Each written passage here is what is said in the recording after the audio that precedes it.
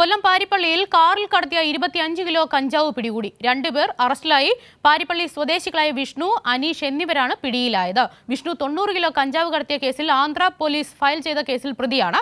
അനീഷ് കാപ്പ കേസിൽ നാട് കടത്തപ്പെട്ട പ്രതിയാണെന്ന് എക്സൈസ് അറിയിച്ചു. വിശദാംശങ്ങളുമായി രാജ്കുമാർ ഉണ്ട്. രാജ്കുമാർ, ഈ വാർത്തയുടെ മറ്റ് സമഗ്ര വിശദാംശങ്ങൾ എന്തൊക്കെയാണ്?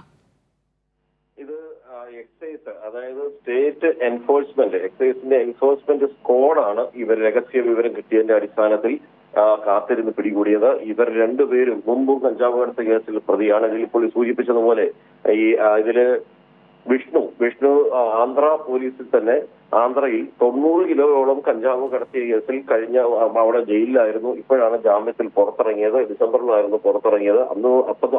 അത് അറിഞ്ഞ നിമിഷം മുതൽ തന്നെ എക്സൈസ് ഇയാളെ നിരീക്ഷിച്ചു വരികയായിരുന്നു. ഒപ്പമുണ്ടായിരുന്ന അനീഷ്, അയാൾ നിരവധി ക്രിമിനൽ കേസിൽ പ്രതിയാണ്. കാപ്പ കുറ്റം ചുമത്തി ഇയാളെ നാട് കടത്തിയിരുന്നു.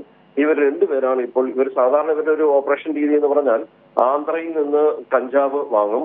ആന്ധ്രയിൽ നിന്നോ അല്ലെങ്കിൽ മറ്റ് സംസ്ഥാനങ്ങളിൽ നിന്നോ ആഡംബര കാറുകൾ, സെക്കൻഡ് ഹാൻഡ് കാറുകൾ വാങ്ങി അതിൽ സംശയം വരാത്ത വിധത്തിലാണ് കൊണ്ടുവരുന്നത്. ആഡംബര കാറുകൾ എന്ന് പറയുമ്പോൾ നടക്കില്ല എന്നുള്ളതൊരു വിശ്വാസത്തിലായിരിക്കാം ഈ സംഘം ഇങ്ങനെ ചെയ്തിരുന്നത്. എന്നാൽ രാവിലെ ഇവരെ പിടികൂടിയിട്ടുണ്ട്. ശരി. കൊല്ലം പാരിപ്പള്ളിയിൽ കാറിൽ കടത്തിയ 25 കിലോ കഞ്ചാവ് പിടികൂടി. ഈ വാർത്തയുടെ വിശദാംശങ്ങളാണ് കൊല്ലം പ്രതിനിധി രാജ്കുമാർ പങ്കുവച്ചത്.